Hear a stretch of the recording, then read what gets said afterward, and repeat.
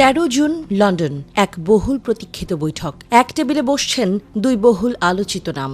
একদিকে অন্তর্বর্তী সরকারের প্রধান উপদেষ্টা হিসেবে ড মোহাম্মদ ইউনূস, অন্যদিকে বিএনপির ভারপ্রাপ্ত চেয়ারম্যান তারেক রহমান।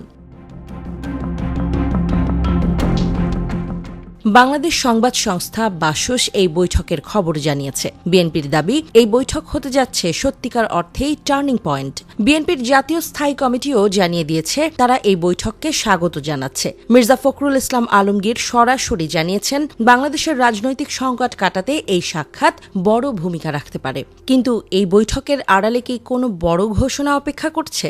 সবার মুখে এক প্রশ্ন, নির্বাচন নাকি জাতীয় সরকার? বাংলাদেশ কি হাঁটছে জাতীয় সরকারের পথে? কিন্তু প্রশ্ন জাগে, আসলে জাতীয় সরকার মানে কি? রাষ্ট্রবিজ্ঞানীদের মতে জাতীয় সরকার মানে হলো এমন একটি সরকার ব্যবস্থা যেখানে দেশের প্রধান রাজনৈতিক দলগুলো একত্রিতভাবে সরকার গঠন করে।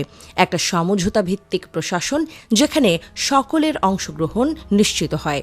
এক কথায় একটা ঐক্য সরকার। জাতীয় সরকারের শুরুর ইতিহাস ঘাটলে প্রথমেই পাওয়া যাবে যুক্তরাষ্ট্রের নাম, তারপর ফ্রান্স, এরপর গ্রেট ব্রিটেন। 1931 সালে যুক্তরাজ্যে গঠিত হয়েছিল সর্বদলীয় সরকার। কারণ ছিল জাতীয় সংকট, যেমনটি দেখা যায় সুদান কিংবা লেবাননের মতো দেশে। বাংলাদেশে কি এখন এমন কোনো সংকট চলছে? রাজনৈতিক অস্থিরতা, অর্থনৈতিক টানাপোড়েন, গণতান্ত্রিক প্রশ্নবোধকতা সব মিলিয়ে পরিস্থিতিকে তৈরি করছে জাতীয় সরকার গঠনের আবহ। বিশ্লেষকরা বলছেন, যদি এই বৈঠক থেকে আসে কোনো যুগান্তকারী ঘোষণা, তবে তা হতে পারে রাজনৈতিক মাঠে এক নতুন ভোরের আগমনী বার্তা। একই সাথে এটাও হতে পারে গণতন্ত্রের দিকে একটি সংলাপ নির্ভর পদক্ষেপ। কারণ জাতীয় সরকারের মাধ্যমে তৈরি হয় একটি মুক্ত রাজনৈতিক পরিবেশ। সেখানে থাকে না একক দখলদারিত্বের অভিযোগ, থাকে সমঝোতা, সংলাপ আর অংশগ্রহণ।